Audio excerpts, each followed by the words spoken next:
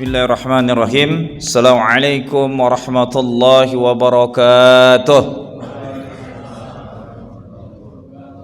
Alhamdulillah, iyyaka na'budu wa iyyaka nasta'in. Nashkuruhu wa nahmaduhu wa nuti' alaihi wa la nusyriku bihi syai'an abadan. Asyhadu an la ilaha illallah wahdahu la syarika lah, irghaman liman jahada bihi wa kafar. Wa asyhadu anna sayyidana wa maulana Muhammadan abduhu wa rasuluh la nabiyya wa la rasula ba'dah. Allahumma salli wa sallim wa barik wa karrim wa azim wa habib ala maulana al-karim rasulina Muhammadin sallallahu alaihi wasallam. Rabbi israh li sadri wa yassir li amri wa hlul 'uqdatam min lisani yafqahu qawli amma ba'd. Bapak-bapak, ibu-ibu yang dimuliakan Allah, jamaah salat subuh Masjid JR Jamaatur Jabar Rahmah Jabar Rahmah. Semoga selalu istiqomah kita menjadi hamba Allah, istiqomah salat di 5 waktu, dan akhir hayat kita husnul khatimah. Amin ya rabbal alamin. Bulan kemarin saya mengkupaskan terkait dengan bagaimana sengsaranya, beratnya. Ternyata makin saya dalami lagi, jadi luar biasanya gini, harus dipahami oleh kita. Musuh Allah itu segala cara 24 jam dalam sehari, 7 pekan dalam seminggu, 30 hari dalam sebulan, dipikirkan segala caranya bagaimana merusak agama ini gak berkembang. Dan itu sudah ada sejak dalam sirah Rasulullah. Dan itu kerja mereka dari dulu. Menciptakan segala macam, bukan cuma tribulasi, siasat, taktik, cara, strategi, mengkaburkan. Bahkan ujung-ujung dari 4 cara ini, deal-dealan terakhirnya Rasulullah diajak ngobrol gini. Oke Muhammad, cara pertama aku datangin pamanmu gak mau nurut. Dikasih jabatan, pangkat, kedudukan, harta, apapun gak mau nurut. Yang ketiga disuruh memilih gitu. Yang keempat yang lebih parahnya adalah diajak deal-dealan sebulan ikutin agama Islam, ya, sholat, ibadah, sebulan ikutin cara kafir Quraisy, menyembah Latta dan Uzza. Itu yang keempat. Yang kelimanya, dakwah Rasul dikaburkan, dibuat ragu semuanya. Antum baca semua ini kejadian sampai hari ini. Nanti ada yang mengkaburkan agama ini, sosmed memfitnah. Udah gak asing. Jadi dari zaman baginda Rasulullah nanti menjelek-jelekkan Islam, dibilang kardun lah, segala lah, habaib difitnah. Afwan, antum harus baca sirah kembali. Memfitnah habaib itu di negeri ini sudah ada sejak zaman Belanda, bukan baru hari ini. Dan antum perlu tahu, 9 wali songo itu dakwahnya sangat luar biasa, tersistem. Dan mereka terhubung dengan kehilafan Islam di Turki. Yang lebih dahsyatnya, menunjuk seorang raja pertama, khalifah pertama di Pulau Jawa, Raja Demak, itu hasil syuro 9 wali songo. Nanti yang paling menakutkan bagi Belanda itu adalah murid wali songo paling soleh yang di Jogja, yang akhirnya nanti dipelacitkan, dibuang ke Sulawesi. Pangeran itu habaib itu. Perjuangannya, cara dakwahnya sangat luar biasa. Setelah pangeran, semua buku-buku para wali itu luar biasa detailnya. Mereka belajar ilmu di Mekahnya itu bermazhab Imam Malik. Tapi ittifaq ulama di negeri ini, para wali dulu berisepakatnya mereka bermazhab negeri ini menjadi Syafi'iyah. Maka kalau saya pengen mengatakan gini, antum tidak bermazhab sama sekali, nggak ngikuti sunnah Rasul. Karena ngikutin ulama sunnah perintah Rasul. Jadi kalau ada orang hidupnya nggak bermazhab, nggak nyunah. Tambah lagi mazhabnya sudah ittifaq jumhurul ulama. Jadi kalau antum lihat nih pembagian fikih di dunia ini luar biasa. Sebagian jazirah Arab itu mereka bermazhabnya Maliki sebagian besar sampai ke Maroko. Turki sampai ke Pakistan, Afghanistan yang tan ini rata-rata mereka mazhabnya Abu Hanifah. Baru Asia Timur sini, Tenggara ini rata-rata mazhabnya Imam Syafi'i. Nah kalau kita muslim gak bermazhab, ini jumhur. Kalau sudah namanya jumhur itu totalitas ulama. Udah ittifaq hanya ada di dunia ini 4 mazhab. Sepakat lagi masing-masing daerah menyepakatin. Negeri ini sepakatnya mazhabnya Imam Ustaz, ketua masjid kita. Kali-kali dikaji di sini dikupas Kitabul kajian kitab Imam Syafi'i. Itu paling tebalnya Kitabul lengkap itu kajian. Jadi biar tahu, jangan sampai kita seakan-akan diarahkan sunnah Rasul tuh hanya ngikutin nama Rasul, enggak. Yang dulu pernah saya sampaikan, al ulama warasatul anbiya. Itu hadis sahih. Jadi ngikutin ulama sudah ngikutin Rasul, sunnah Rasul. Tambah lagi yang nanti saya bilang, antum kaji bagaimana hebatnya perjuangan Wali Songo itu. Belanda kucar-kacir.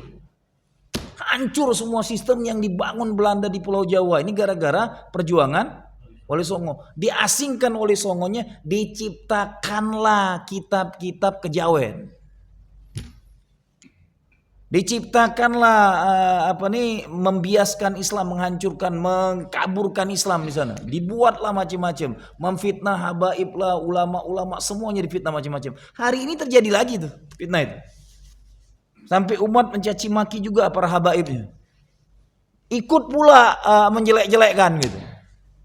Karena nggak ngertinya gitu. Dan itu terjadi dari zaman baginda Rasulullah. Orang paling soleh, paling jujur setelah membawa agama paling benar ini fitnahnya berbalik gitu. Ya kan? Ya, la tamlik dinul Muhammad fa innahu minal kadzibin. Jangan ikuti agama Muhammad karena dia pendusta. Dari mana dia dustanya? Rasulnya saja orang paling sidik sebelum bawa agama aja difitnah. Tambah lagi kalau kita cuma umatnya. Yang kedua, hati-hati nih. Saya nggak nyaranin orang-orang masjid jangan sampai kerja di masjid gibahin negaranya, gibahin pemerintahannya. Ngomongin negara, Prabowo tuh kayak gini, jelek-jelekin mulu. Ente dapat pahala juga kagak, sayang. Buat dosanya di rumah Allah paling mulia, dosanya paling gede gitu. Ceng gini-gini, macam-macam. Kemarin saya sampaikan di satu masjid, hati-hati. Kita ini hidup di kurikulum paling jelek, kurikulum Allahnya, sunnatullahnya. Hari ini kita ada di kurikulum keempat, mulkan jabariyah. Apa arti mulkan jabariyah? Pemimpin-pemimpin diktator, pemimpin-pemimpin zolim, pemimpin-pemimpin pembunuh, pemimpin-pemimpin yang gak ada hati. Dan tolong diingat, ketika fase mulkan jabariyah ini ada pemimpin yang soleh, pilihannya cuma 2 mereka. Dibunuh atau ditumbangkan. Itu aja. Jelas? Antum baca sirahnya nanti. Terbuka bagaimana setelah tumbangnya Turki Utsmani itu ke pemilu yang demokratis di Turki itu selalu dipenangkan Partai Islam. Dari 1954 pemilu di Turki itu selalu dimenangkan Partai Islam, tapi setiap menang tidak pernah dilantik. Digagalkan. Terakhir Bakan, gurunya Erdogan. 4 kali menang pemilu, 4 kali bujak di kudeta. Fakta akhir zaman. Lari antum, hebatnya Muammar Gaddafi. Tidak ada rakyatnya yang tidak dikasih subsidi, sekolah gratis, semuanya gratis, ditumbangkan oleh mal'un. Negara-negara kufar. Ditumbangkan, sekarang negaranya kacau balau. Saddam Hussein difitnah lah, diktator segala, bengis banget, ditumbangkan, negaranya kacau balau, yang tadinya kaya raya luar biasa melimpahnya. Paling ketika dia menyerang Kuwait itu karena terlalu tunduk dengan Yahudi dan Amerikanya. Kita dapat informasinya dibalik gitu. Antum akan ketemu juga pemimpin Saudi paling soleh di zamannya. Tahun 80-an dia kirim tentara terbanyak ke Palestina. Sejarah kerajaan Saudi pernah mengirim tentara terbanyak ke Palestina. Ucar kacir Yahudi dibuatnya. Tapi ajalnya raja ini meninggal di namanya Raja Faisal. Dibunuh, dia mati. Satu-satunya raja Saudi yang sangat subhanallah membela umat. Tumbang. Belum lama menang pemilu di Mesir.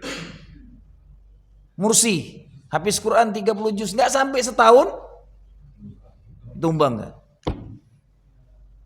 Jadi yang harus ada di otak antum sekarang, kita ini hidup di kurikulum Allahnya, emang kurikulum paling jelek kita umat Islam. Antum katsir walakin kal gusa. Kalian banyak tapi seperti buih tengah lautan. Kalian tuh hidangan mewah. Disantap rami-rami makanan enak ini gitu. Lihat, orang Hindu membunuhin umat Islam. Di Burma dibantai, diusir sampai nggak punya negara lagi di Burma. Habis. Muslim Patani sampai hari ini hidupnya nggak pernah nyaman. Benar? Masuk ke Jazirah Arab, nggak ada negara Arab yang nggak dihabisin semua sistem.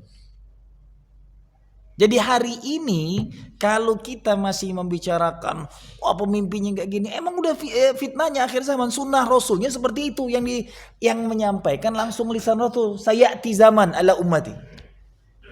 Nah kita jangan sampai malah di masjid sibuk menggibainya. Udah nikmati zaman fitnah ini yang kita ada di dalamnya, sibukkan dengan ibadah terbaik, doakan negerinya.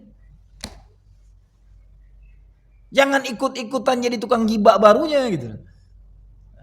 Sampai kalau saya bilangin, kalau ada 100 juta muslim di negeri ini membicarakan negaranya jelek, dan itu mustajab ini. Negara miskin, negara korup, tiap hari dibicarakan itu, udah jadi doa berjamaah gitu. Kejelekan yang didoakan, bahkan yang mendoakannya orang-orang masjid lagi. Yang subuhannya di masjid gitu. Yang doa subuh itu mustajab. Nauzubillah min dzalik. Maka tolong pahami, sibukkan umat akhir zaman ini adalah dengan ibadah terbaik kita. Kadang saya lewat ngeliat masjid, kemarin udah saya singgungin, ada masjid namanya Islamic Center. Islamic Center cuman kajian doang gitu. Nggak usah dinamakan Islamic Center pun, semua masjid itu harus jadi Islamic Center. Bukan untuk kajian gitu. Islamic Center itu bukan untuk taklim ba'da subuh doang, Sabtu Ahad gitu. Habis itu makan-makan. Islamic Center itu menuntaskan semua masalah umat di masjid gitu. Kemarin udah saya sampaikan di minggu kemarin. Mudah-mudahan sudah ada gebrakannya nih. Setiap Jumat sudah makan Jumat berkah. Habis itu nanti mungkin setiap hari sudah makan seminggu, pagi sarapan, siang makan siang, malam siapin makan malam. Dan itulah pentingnya masjid. Masjid itu bukan maunya pengurus, memantaskan diri dengan maunya Allah. Memantaskan diri kita dengan maunya Allah. Karena masjid ini rumah Allah. Kita ini di masjid pelayan Allah. Allah punya maunya Allah 8 asnaf, urusin tuh 8 asnaf gitu. Sampai tuntas masalah mereka. Begitulah Islam memandang semua masalah. Nah, ketika kita kembalikan semua pemahaman ini kepada sirah, kita hidup akan nyaman. Enggak menjadi tukang gibah, memfitnah, menjelek-jelek. Sudah, fase ana dan antum hidup ini fase umat Islam terjelek hidup. Masa sudah kadang-kadang ada yang ngomong, Ustaz, orang Nasrani punya paus, Dalai Lama, orang apa nih Buddha segala. Ya emang fase kita ini Allah siapkan hampir 100 tahun lebih. Kita nggak punya kepemimpinan. Emang kurikulumnya. Tapi panjangnya kita menguasai dunia 1300 tahun lebih. Gitu. 2/3 dunia dipimpin Muslim tanpa ada moneter. Gitu. Dengan mata uangnya hanya emas dan perak, atau bahasa Rasulnya dinar dan dirham. Terkadang saya kadang-kadang ini juga nih rancunya sekarang ini. Ada kelompok yang mengatakan nanti komunitas bebas riba segalanya. Kalau ada hari ini yang bebas riba, kadzab. Pendusta dia. Oh, apa? Kata Rasulullah, umat akhir zaman itu tidak ada yang tidak, semuanya akan terlibat dalam minimal kena debunya. Minimal itu paling minimal. Paling jeleknya umat akhir zaman itu akan datang akhir zaman itu semua orang di zaman itu terlibat dengan riba. Antum ngerasa nggak terlibat dengan riba? Hah? Mata uang kertas antum itu dusta, kadzab, dari riba. Udah pakai kertas saja sudah kadzab gitu.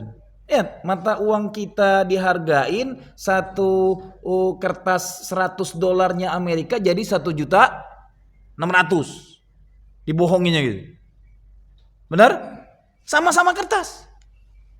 Lebih parah lagi sekarang udah gak pakai kertas lagi, cuman angka-angka doang gitu. Tempel sana, tempel sini, didustain semua gitu. Nanti ngebentuk masyarakat yang namanya anti riba tuh nggak make sama sekali mata uang itu. Seorang ulama di Depok melakukan itu, masyarakatnya benar-benar anti riba, masuk penjara ujung-ujungnya. Ditangkap orang. Begitulah emang akhir zaman. Fitnah akhir zaman ini paling kejam. Jadi jangan sampai membangun jargon tapi kita nggak sadar. Semua kita, ana dan antum, siapapun kita hari ini terlibat semuanya dengan transaksi minimal kena debunya. Hadisnya seperti itu. Tinggal taubat aja tiap hari. Karena udah diingatkan Allah akan terjadi zaman itu. Kalau antum baca sirah mata uang, dulu ketika mau membuat mata uang yang sekarang terjadi kan dikonversikan dengan emas. Ya kan? Setiap negara itu. Tumbangnya konversi itu tahun 80-an. Hilang tuh konversi. Yang tadinya nggak kenal. Kita baru kenal uang kertas tuh tahun 80-an. 100 rupiah yang merah itu. Dengan 500 rupiah yang hijau. Tahun 80-an baru ada. Tadinya uang gobang yang buat ngerok itu. Yang tebal banget itu. Masih mending itu, masih jujur ada kadarnya gitu uang gobang itu. Lah sekarang udah kagak ada kertasnya. Tempel sana, tempel sini, kiri sana, keris sini, pakai keris semua kita. Benar? Tapi jargonnya masyarakat bebas riba nggak ada. Tambah lagi antum masih punya gaji tiap hari, belanja pakai itu, terlibat riba kita tiap hari. Fastaghfiru innahu wal ghafurur rahim. Banyak-banyak istighfar, tapi jangan sampai ngerasa kami bebas riba. Bullshit, anda bilang. Kiai kasih amplop oleh antum pakai uang rupiah, riba itu diterima. Nggak usah menerima amplop itu, mintanya emas habis itu atau perak gitu lah.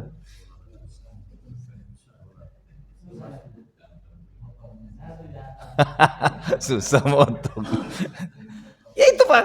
Artinya ana dan antum hari ini kita hidup di zaman fitnah akhir zaman. Siapkan pemahaman kita dengan hadis-hadis akhir zamannya. Terima keadaan nyatanya. Jangan sampai kita tidak ngerasa hidup di akhir zaman. Berpikirnya idealis menurut otak kita. Nggak ngerasakan apa yang terjadi gitu. Yang tidak di akhir zaman baginda mulia saja hidupnya udah ngerasakan sengsara banget gitu. Tambah lagi umat akhir zaman. Di balik semua kebejatan yang sekarang terjadi, Allah bangga dengan umat akhir zaman lewat lisan Rasulullahnya.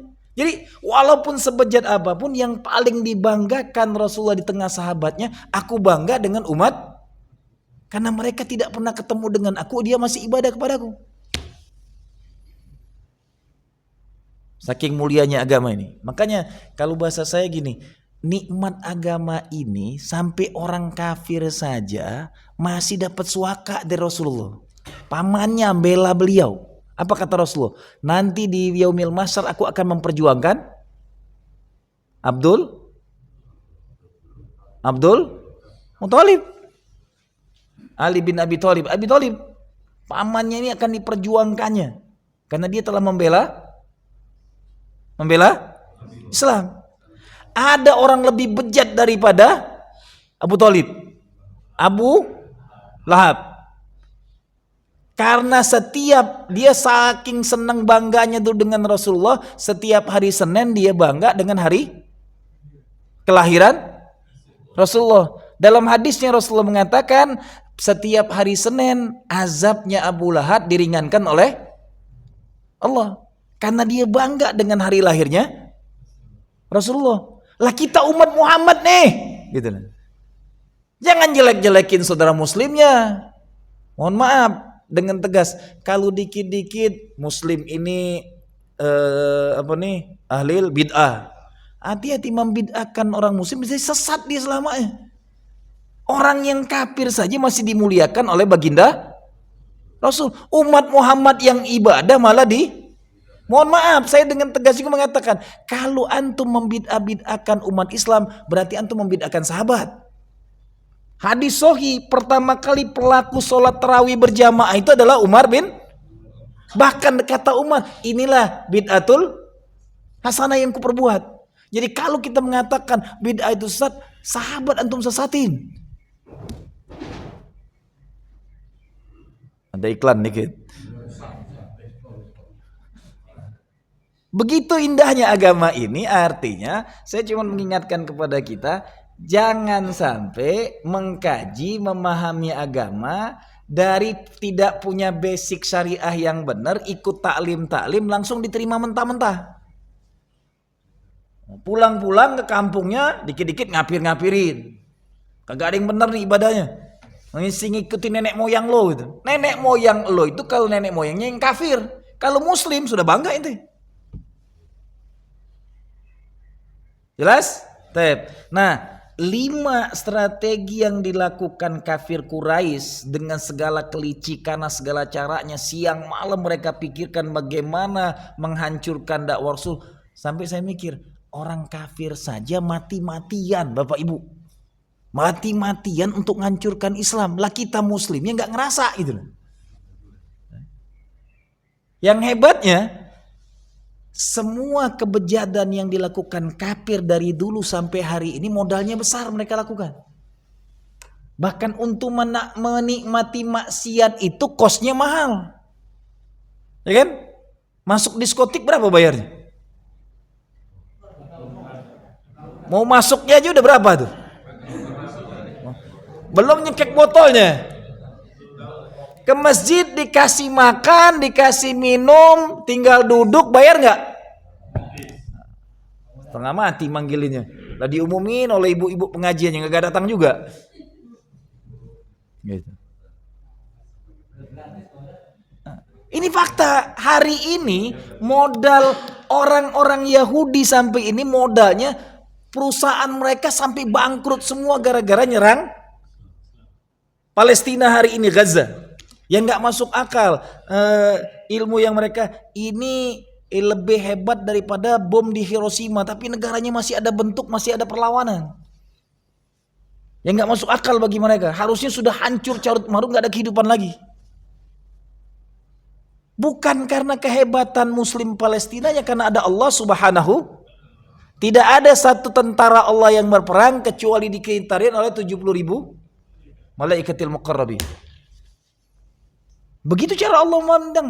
Nah, mereka itu siang malam dari dulu sampai detik ini. Bahkan tolong diingat, Setiap tumbangnya khilafah Islam di dunia ini, satu dinasti ke dinasti pergantian khilafah Islam itu ada keterlibatan makhluk yang namanya Yahudi.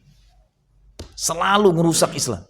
Bahkan mereka ngerusak Bani Abbasiyah itu hampir 50 tahunan ke belakangnya. Itu kepemimpinan dipegang oleh Syiah. Ujung-ujung Bani Abbasiyah itu dipegang oleh Syiah. Dan tolong diingat, khilafah Islam itu pernah dipegang oleh Syiah Bani Fatih yang ada di Mesir. Itu tulen. Tumbangnya Bani Fatimiyah itu dia nyangka penakluk Palestina. Siapa penakluk Palestina? Tariq bin Ziyad. Tariq bin Ziyad itulah dikatakan raja terakhir Salahuddin Al-Ayyubi.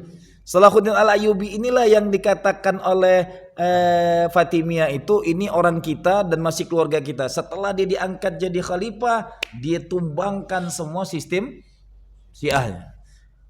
Al-Azhar dia ganti semua pengajar Syiahnya, diganti orang Sunni semua. Itulah yang mengembalikan lagi kepada khilafaan Ahlus Sunnah wal Jamaah. Dan hebatnya Yahudi itu ngancurkan Islam itu kalau dari luar dia tahu. Makanya selalu sejarahnya kalau antum lihat nanti, pertama kali umat Islam hijrah itu kemana? Habasyah. Habasyah itu kampungnya orang-orang Nasrani. Antum lihat nanti sirahnya itu, ketika Rasulullah ke Habasyah, ke Nasrani itu, pertama kali hijrahnya langsung diterima oleh Raja Najasyi. Setelah mereka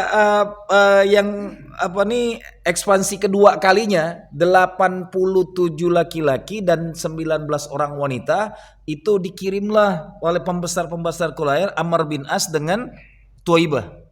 2 orang yang sebelum itu belum muslim mereka.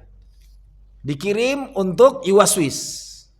Jangan kau mau, karena sebenarnya mereka ini adalah orang-orang yang membuat gaduh di negeri kami. Pulangkan kembali orang-orang ini. Semua pastor, semua rahibnya, semua pendetanya disogok dengan kekayaan melimpah ruahnya dari orang-orang kafir Quraisy, dibawain semua. Sampai sudah terdoktrin semua, udah aman, baru sang 2 orang utusan dutanya Quraisy ini nemuin Raja Najasyi. Diceritakan semua tentang tadi, mereka ini buat onar, mereka ini membuat kami menghina agama nenek moyang kami, semua diceritakan. Raja Najasyi enggak langsung terima. Apapun yang kau ceritakan kau diam sekarang, aku akan dengar dari muslimnya. Paman Rasulullah Ja'far bin Abi Thalib yang menjadi jubirnya, disampaikannya kaza wa kaza, ditanya tentang Islam, ditanya tentang tauhid, ditanya tentang agama, dijelaskan sedetil-detilnya. Katanya agama ini mirip dengan agamaku. Nanti Amr bin As mengatakan tidak, mereka malah mencaci maki Isa alaihissalam. Dijelaskan oleh Ja'far, kami memuliakan Nabi Isa itu bukan Tuhan, tapi Nabi yang sangat suci, dilahirkan dari wanita yang termulia di muka bumi, dan tidak ada bandingannya. Langsung aja kan, dia itu masih berarti Nasraninya masih Nasrani yang lurus itu. Dan dia katakan apa yang disampaikannya itulah yang kupelajari. Diusir 2 orang ini, ambil semua hartamu bawa pulang. Antum lihat sirah pertama yang nerima agama ini nanti antum temu dalam Al-Quran. Asaddun nas adawatan lilladina amanul wahwal Yahudi. Dan orang yang terdekat kepada umat Islam adalah orang-orang Nasrani. Yang akan menjadi penolong agama ini Nasrani. Nanti makanya kenapa Allah harus kirim Nabi Isa? Lihat nih, akhir zaman nih. Jumlah muslim 2 miliar. Jumlah Nasrani sekarang 2,7 M. Gabungin 2 ini menurut Al-Quran selesai dunianya. Makanya Allah siapkan satu nabi itu harus dari Nasrara, itu artinya penolong. Sejarahnya Nasrani itu membela Islam dari awal hijrah. Kenapa terjadi perang salib sampai 9 kali? Kerja Yahudi. Memanfaatkan. Karena dia tahu merangi umat Islam ini berat itu. 9 kali perang salib. Sampai lihat aja, kitabnya orang-orang Nasrani diubah oleh Yahudi. Dengan ada perjanjian lama dan perjanjian baru dibuat-buat semua isi. Nanti ada Lukas, Matius, Yohanes, nabi-nabinya kagak jelas. Dari mana nabi itu muncul? Sedangkan umat Nabi Isa, pengikut Nabi Isa itu jumlahnya 12 orang. Hawariyunnya itu. Yang paling setia, Hawariyun itu pengikut paling loyalis abis-abisan. Hawariyun. Dan itu yang terkenal adalah Injil Barnabasnya. Dan itu murid Nabi Isa langsung. Nggak diakuin kitabnya gitu. Muncul kitab-kitab lain 9 kali. Saya cuma mengatakan Al-Quran mengatakan asadun nas, sebenci-benci manusia, adawatan lilladina amanu, kepada orang-orang beriman itu adalah orang-orang Yahudi. Jadi hati-hati nih. Dan sedekat-dekat orang dengan muslim adalah walladzi nasara. Dan itu Al-Quran mengatakan. Maka saya sampai mengatakan ketika saya kaji tadi, kok bisa ya 2 kali hijrah ke Habasa diterima dengan baik? Kenapa ada perang panjang? Sampai saya nggak tidur semalaman tadi. Saya cari buku-buku saya tentang perang salib, saya buka. Benar-benar mal'un Yahudi ini. Dia ada dombanya. Karena dia tidak siap dengan perang. Makanya sebenarnya bagusnya hidupkan lagi Hitler baru nih. Gunakan tangan orang lain untuk membunuh Yahudi lagi. Dan perlu diingat, mengakhiri kurikulum tumbangnya khilafah Islam 1924, dunia kacau balau, hancur semua sistem dunia. Perang pembunuhan paling parah sejak 1924 sampai 1975. Dunia kacau balau. Dan pembantaian biadab Yahudi paling hebat dilakukan oleh Nazi setelah dia menumbangkan khilafah Allah lewat anak haram jada yang bernama Mustafa, bapak Yahudi, emak Turki. Licik. Tapi setelah itu, setelah mereka menumbangkan khilafah Allah, Allah musnahkan mereka habis-habisan. Bukan lagi 1 juta 2 juta, habis satu generasi yang benar-benar yang di Eropa itu dihabisin semua oleh Nazi. Habis mereka menumbangkan khilafah Allah, mereka pun dimusnahkan oleh Allah. Makanya jangan berlama-lama kita dengan kesedihan. Fa inna ma'al usri yusra. Memang mengawali fitnah akhir zaman itu adalah dari Palestina. Karena hadisnya tidak akan terjadi kiamat sampai umat Islam memerangi orang-orang Yahudi. Dan mereka akan berkumpul di pohon Gorkotnya. Emang sengaja nih mereka eksodus besar-besaran sekarang ke sana.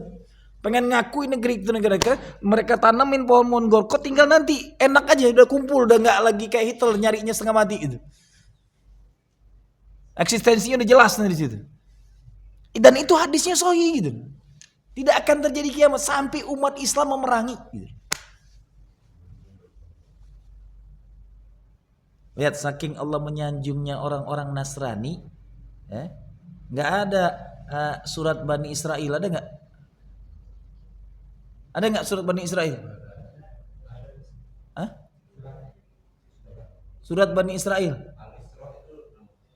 Al-Isra itu Isra wal Mi'raj. Tapi antum lihat Allah memuliakan Ar-Rum, gulibatir Rum fi adnal ardi wa hum min ba'di ghalabihim sayaglibun. Allah saja memuliakan orang Rum itu, mengangkat derajatnya daripada perang apa itu yang terjadi? Perang antara orang Romawi dengan orang Persia. Yang Allah abadikan, Allah muliakan orang Rumnya karena sama tauhid dengan kita. Yang ini penyembah pagan, yang Persia, tapi yang Allah kata ghulibatur Rum, yang akan menang tuh Rum, diingatkan kepada Rasulullah.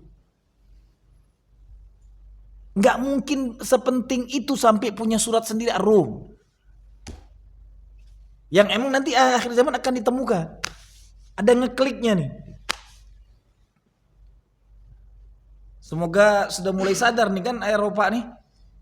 Sebagian mereka mulai sampai Perancis sudah berani terang-terangan gitu. Semoga semuanya melek nantinya. Amin ya robbal alamin. Karena ada ayatnya gitu, bukan karang-karangan. Ar-Rum itu adalah Eropa. Qulibatir Rum.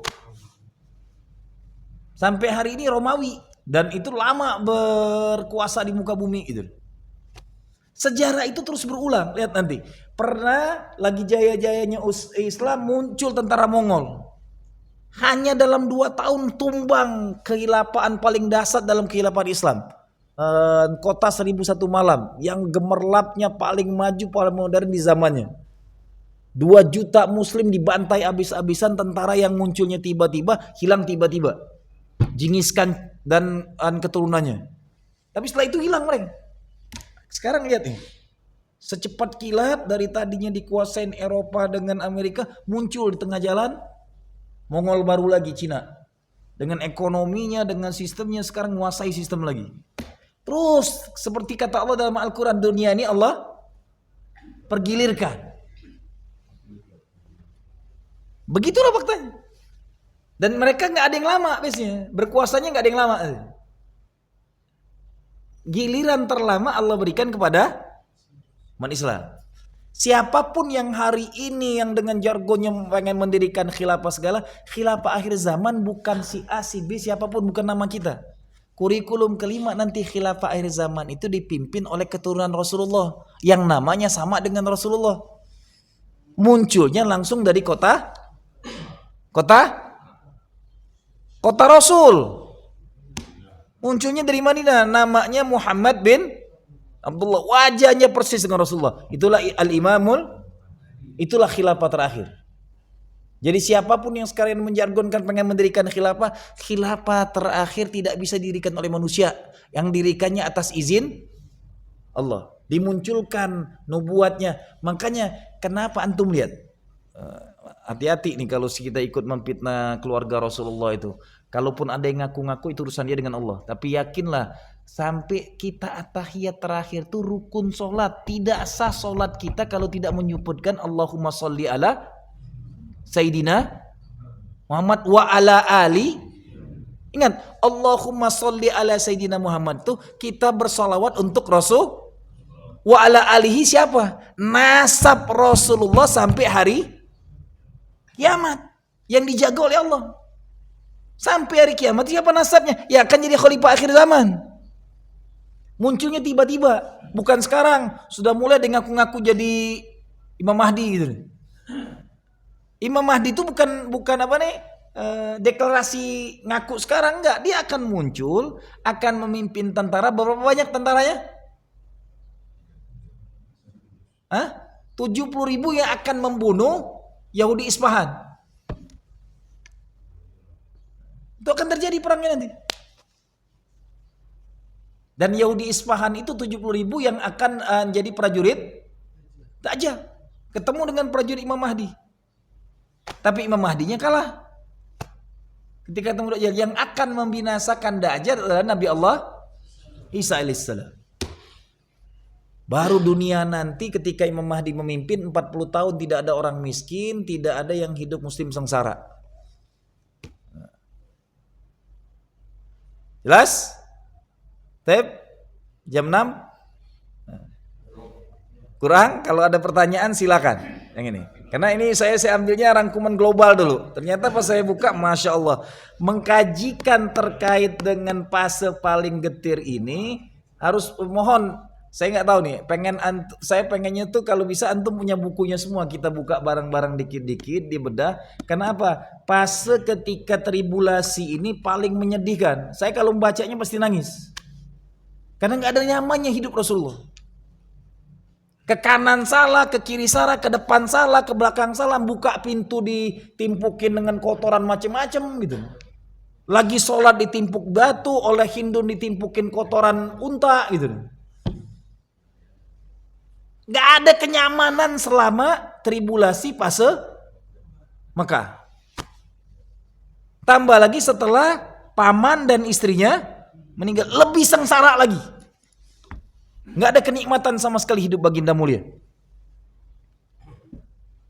Maka ketika kita sekarang mengkaji siro bukan cuman untuk dibaca, dikaji, tapi butuh di aplikasi, diamalkan. Tolong kalau bisa setiap hari, salah satu sunnah Rasulullah tuh, hobi Rasul setiap hari makan kurma 7 butir. Kalau pengen sehat selalu kurma 7 butir setiap subuh. Lebih bagusnya kalau yang biasa puasa, sahurnya cukup kurma 7 butir, udah sehat banget. Lebih utama lagi 7 butirnya adalah kurma ajwa kalau bisa. Karena sihir saja lewat oleh dia. Tambah lagi yang lainnya. Kalau nggak ada kurma ajwa, kurma apapun bodoh amat. Yang penting kurma gitu. Masih dapat sunnahnya. Sarapan pagi terbaik itu sunnahnya 7 butir kurma. Buah yang paling demen Rasulullah makan tiap hari buah. Selain kurma udah disebutin tadi. Buah semangka. Buah semangka itu buah paling hobinya Rasulullah dimakan tiap hari. Jadi jangan anggap sepele, makan semangka itu amalan Rasulullah. Walau saat nanti disuntik orang, bodoh amat, saya nggak mikirin suntiknya, pokoknya beli aja semangka itu. Jangan pikirin jeleknya. Itu amalan dari amalan baginda Rasulullah. Kadang diantara kita pun anak Rasulullah berapa jumlahnya? 7. Taib, alhamdulillah. Semoga nama-nama apa semua. Berapa orang wanita? 4 wanita, 3 orang laki-laki. 6 orang dari Sayyidatul Khadijah, 1 orang dari Sayyidatul Maryam Al-Qibtiyah. Ini orang Nasrani nih. Yang dinikahi Rasulullah, yang memberi anak hanya Nasrani. Dari 1 orang ini yang lainnya tidak memberikan anak semuanya. Jadi kalau sekarang ada orang yang dapatnya sekelas wanita mulia Sayyidatul Aisyah yang doanya mustajab aja tidak dikasih anak turunan gitu. Tambah lagi kalau kita cuma umat akhir zaman gitu. Yang banyak ngerepetnya daripada apanya, doa Sayyidatul Aisyah itu sampai dipuji oleh Rasulullah gitu. Tapi tidak dikasihkan segala kelebihan Sayyidatul Khadijah itu dengan Sayyidatul Aisyah itu kan, kalau dalam doanya lama Khadijatul Kubra Aisyatar Ridha gitu. Salah satu istri yang paling dicintai Rasul melebihi istri yang lain setelah Sayyidatul Khadijah Aisyah, tapi tidak memberikan keturunan. 7 orang yang memberikan turunan terbanyak Sayyidatul Khadijah, 7 anaknya. Jadi yang punya anak masih 2-3 orang belum umat Muhammad gitu. Minimal 6 atau 7 gitu. Kalau 6 masih dapat lah. Kalau cuma 2-3 bukan umat Rasulullah. Lihat hadisnya. Tazawwadu wududal wudud fa inni mukatsiru bikumul umat. Nikahlah kamu dan perbanyaklah karena aku bangga dengan umatku yang ini. Ahli masjid anaknya 2, 3 cemen. Ahli masjid itu dalam Al-Quran disebutkan oleh Allah, surat At-Taubah ayat 18, innama ya'muru masajidallah man amana billah wal yaumil akhir wa qamas shalah wa atazaka wa lam yakhsha illallah. Enggak ada yang ditakutinya, mau anak 10 pun ditampung gitu nah. Ini ngidupinya berat, syirik kalau udah ngomong kayak gitu. Kalau cuma cemen mah syirik, kalau berat saat ngidupinya syirik ente gitu. Saya baru 5, mau nambah lagi bini kami nggak ngomong-ngomong dia. Saya pengennya 10. Aku bilang brojol aja urusan Allah, aku bilang. Nah, nanti nyari biang lain lah biar didapat 5 lagi. Cari biang yang lain yang lebih produktif lagi gitu.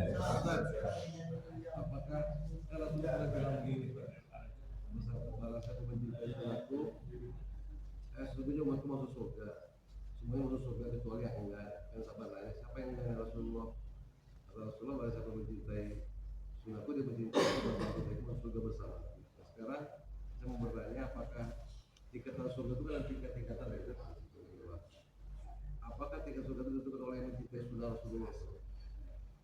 Itu juga pengaruh. Artinya kan sunnah itu cuma 1000. Sekarang kita tanya sama diri kita, sudah berapa sunnah yang kita ikutin? Jadi bangun tidur, sampai tidur kembali, ya sudah meninggal. Kira kita banyak orang kita beli kita koreksi. Makanya boleh kita tadi. Jadi sudah itu berapa banyak kita pakai itu dapat orang kita surga nanti atau bagaimana? Tep. Terkait dengan sunnah Rasul, saya udah bilang tadi. Sunnah Rasul kata antum tadi udah mengatakan ada ribuan sunnah Rasul. Barang siapa cukup satu sunnah aja antum ikuti dan konsisten, Rasul lebih bangga. Karena hadisnya yang Rasul katakan, Innallaha yuhibbud dawamul amu wa in qalla. Allah sangat mencintai amal yang langgeng walaupun sedikit. Satu sunnah konsisten Rasul bangga dengan antum. Jelas? Gampangnya gitu. Ustaz, saya sudah ngikutin 100 sunnah tapi riak ngapain? Tapi caci maki ngapain gitu? Satu aja antum menikmatinya dan konsisten istiqomah dijalankan, Allah akan bangga dengan dicintai Allah, pasti dapat syafaat baginda Rasulullah SAW. Sunnah-sunnah Rasul ini adalah banyak banget. Contoh aja yang saya berapa kali udah ulang-ulangin. Gak usah kan ngikutin Rasul secara letarnya, ngikutin amalan gak usah ulama. Hadis sahih, sab'atu yuzilluhumullah fi dhillin yauman la dhilla illa dhilluh. 7 golongan yang akan dapat naungan Allah di yaumil mahsyar. Yang tidak ada naungan kecuali naungan Allah. Semua di padang mahsyar nanti merasakan kepanasan, cuma 7 golongan ini aja. Salah satu golongannya yang enggak masuk akal, warrajulani tahabbani fillah wajtama alaihi wa tafarraqa alaihi. 2 orang yang saling mencintai karena Allah, berpisah karena Allah, bertemu karena ini bukan homo lesbi, ini bukan nih. Nanti artikan hadis ini kacau nanti terjemahannya.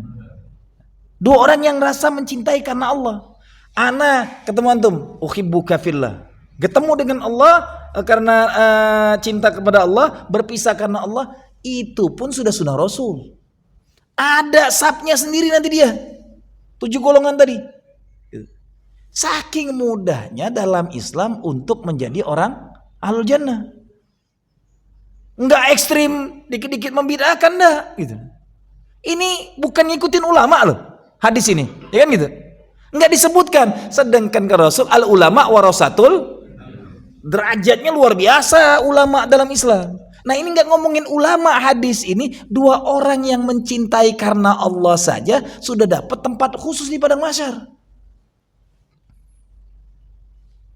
Berdua antum jabatan ana uhibbuka fillah, sudah siap-siap jadi penghuni surga gitu. Yang akan masuk neraka yang mutuskan silaturahmi, tambah dengan tetangga kagak teguran. Sama-sama ke masjid, yang satu di ujung sana, yang satu sono gitu. Ada nggak? Nggak ada atuh. Tanggung jawab antum ketuanya. Yang dihisap ketua duluan nanti. Ngelempar lagi ketua kita. Bisa aja dia. Bisa aja dia. Dituntaskan urusan umat. Maka Nabi bilang, inti masjid adalah bagaimana membuktikan ayat Quran gitu nah. Perintahnya yang saya sampaikan kemarin, harusnya masjid-masjid dimanapun uang infak, uang sedekah, uang zakat, tambah lagi uang zakat. Zakat yang boleh dihabiskan untuk makan itu hari H itu hanya zakat fitrah. Zakat mal dikelola menjadi orang yang tadinya miskin, bagaimana menjadi naik kelas. Jadi muzaki, jangan mustahik mulu tiap tahun. Karena saking tidak produktifnya zakat kita hari ini gitu. Nggak ada. Adakah pendampingan orang-orang miskin ini sampai ada mentor khusus, pelatihan khusus, di mentoringin, mentornya kita bayar gitu loh, coachingnya yang dibayar dengan dana zakat tadi. 10 orang diberdayakan banget tapi tidak langsung dikasih uang, dibina, dibentuk sampai yang tadinya. Antum lihat dalam Al-Quran itu membicarakan bukan cuman fakir miskin, sampai al-gharim, orang berutang itu masuk dalam asnaf. Hari ini mohon maaf dengan tegas, antum lihat masuk berita lagi, kenceleng masjid dicuri oleh jamaahnya. Masuk berita, aib antum itu yang punya masjid. Kok bisa kencang dicuri? Emang milik umat itu masalahnya. Harusnya mereka nggak nyuri lagi, dikasih malah. Bukan itu yang harus kita pahami sekarang. Artinya dana umat ini bukan yang Anda bilang bulan kemarin, bukan masjid makin cakep mulu, menara makin tinggi, udah punya satu pengen dua, udah dua pengen empat gitu. Yang dipikirin bagaimana memegahkan masjid, tapi masyarakatnya nggak pernah dipikirkan mau kaya mau miskin bodoh amat. Nggak ada perubahan. Semua masjid, wajarlah akhirnya negaranya pun sama, nggak pada peduli untuk rakyatnya makin kaya, karena dari masjidnya pun tidak ada yang peduli, hanya segelintir. Saya sampaikan kemarin, ada 800.000 masjid di Indonesia, 811.000 masjid. Bahkan ada masjid dengan pemuda pun nggak peduli, nggak dibiayain, nggak boleh ada kegiatan, semua dikekepin yang tua-tuanya aja. Udah mau bawa tanah juga masih ngekepin aja duit umat ini. Kasihlah anak-anak muda ini anggarannya khusus, dibebaskan, diberikan pelatihan-pelatihan, dikaryakan. Ini yang hilang hari ini gitu. Panglima perang terhebat Rasulullah itu bukan orang-orang tua bau tanah gitu. Ingat, antum baca sirah, 3 khalifah itu nggak pernah jadi panglima perang. Sayyidina Abu Bakar Siddiq, Sayyidina Umar bin Khattab, Sayyidina Utsman nggak pernah jadi panglima perang. Tapi Allah siapkan mereka jadi khalifah. Yang pernah jadi panglima perangnya Sayyidina Ali dong. Tapi nanti panglima perang anak-anak muda siapa yang tidak kenal Usama bin Laden? Pasti orang kenal semua Usama bin Laden kan gitu. Saya kan tadi yang nanya siapa yang tidak kenal dengan Usama bin, langsung nyambung Usama bin Zaid. Itu umur 17 tahun udah jadi panglima perang.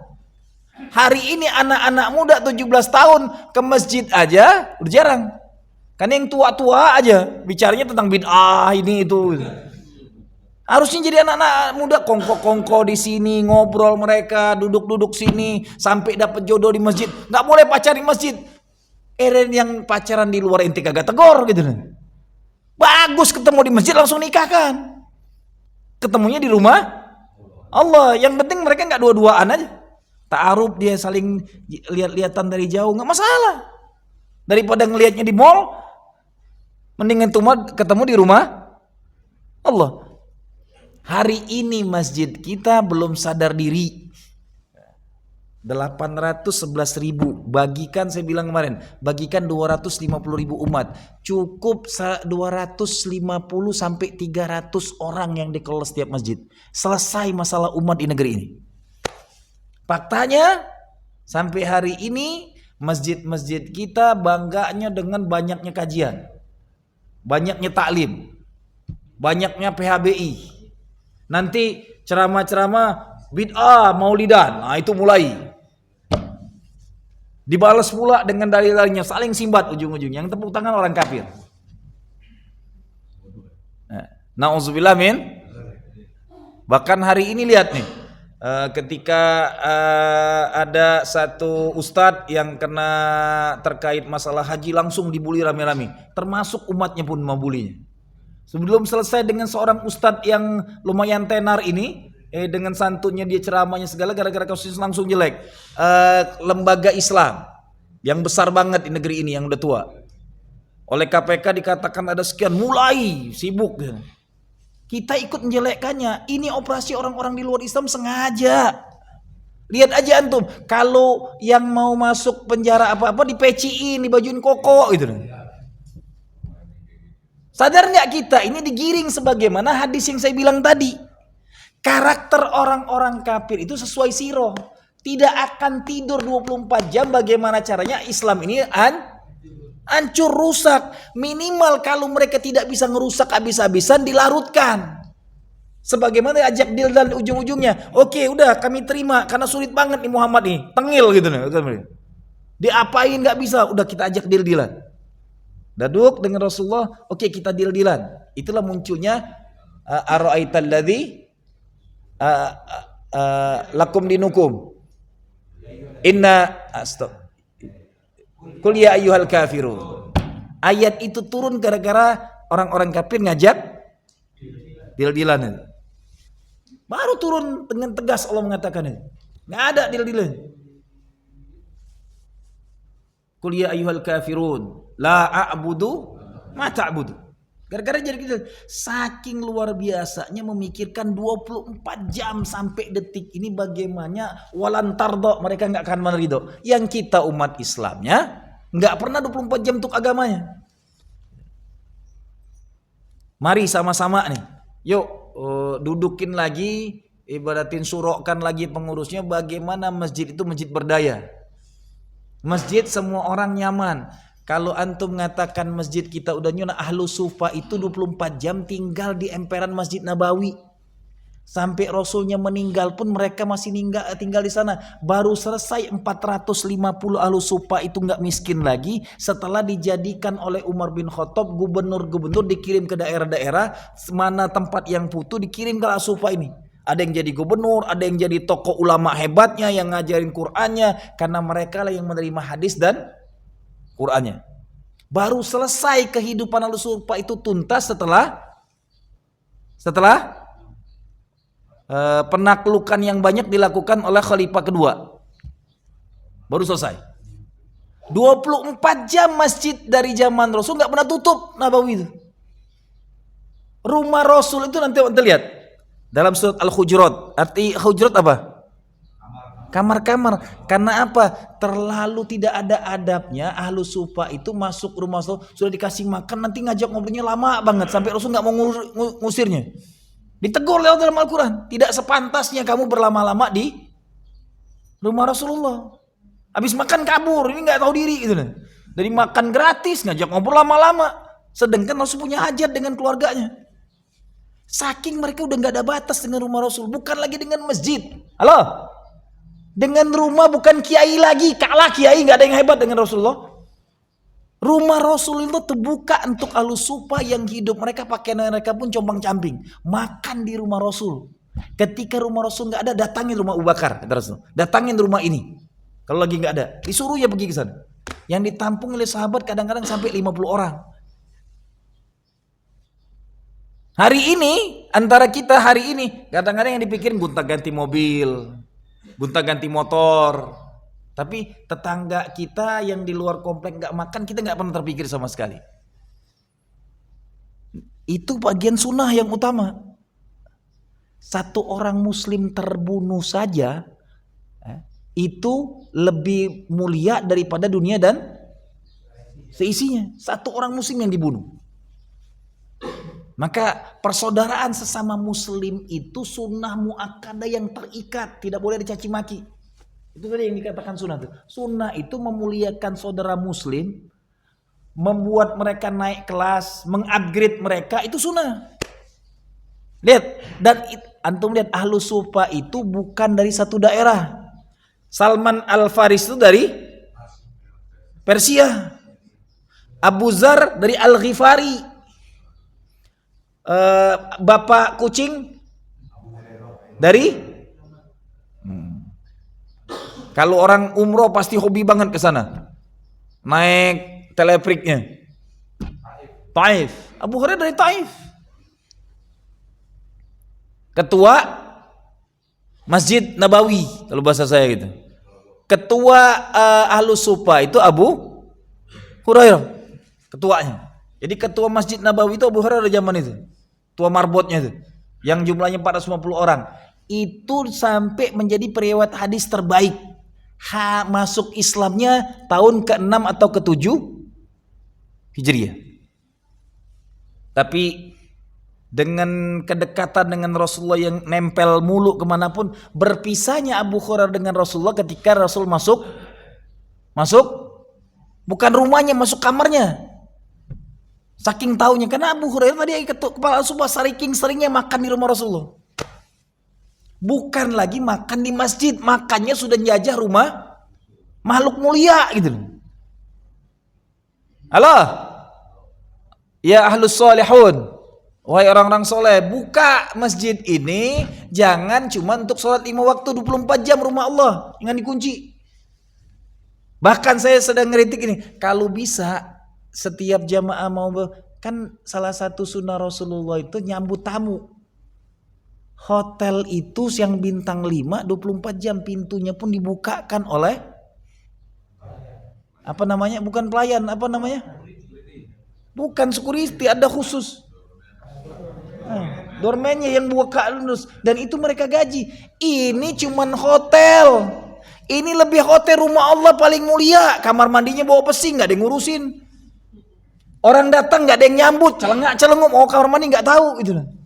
Asal udah biasa kita. Bukan, orang akan nyaman ketika ada yang nyambut, assalamualaikum, pakaiannya indah, lebih hebat dari hotel, masya Allah. Ya Pak Ketua.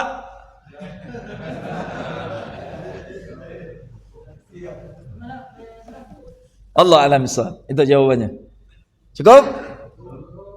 Taib, jazakumullah khair. Mudah-mudahan bisa diamalkan. Saya siap untuk hadir rapatnya. Kalau untuk eksekusi bagaimana yang saya bilang, masjid harus lebih hidup lagi. Jangan cuma jadi masjid kajian, masjid PHBI, jangan cuma ngumpulkan zakat tapi setelah itu dihabiskan. Sampai detik ini adakah penuntasan kita misalnya konseling psikologi rumah tangga yang muslim kita di lingkungan ini? Nggak mungkin rumah tangga nggak ada keributan. Butuh konselingnya. Siapkan fase konseling yang indahnya. Semua kehidupan umat diselesaikan solusinya oleh baginda mulia Rasulullah sallallahu alaihi wasallam. Semoga masjid-masjid kita berdaya dan umat ini lebih paham lagi tentang mulianya rumah Allah, memantaskan diri kita dengan adab Allah Subhanahu wa taala.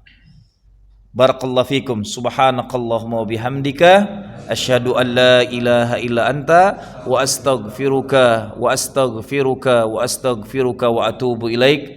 Mohon dengan sangat mulai hari ini jangan lagi gibahin pemerintahannya, sebejat apapun dia. Nikmatin aja, inilah kurikulum Allah. Yakinlah akan Allah berikan, makin kita ikhlas akan diberikan pemimpin terbaiknya. Amin ya rabbal alamin. Billahi taufiq wal hidayah war ridha wal inayah. Assalamualaikum warahmatullahi wabarakatuh. Ada Muhammad sallallahu alaihi Muhammad sallallahu alaihi wasallam.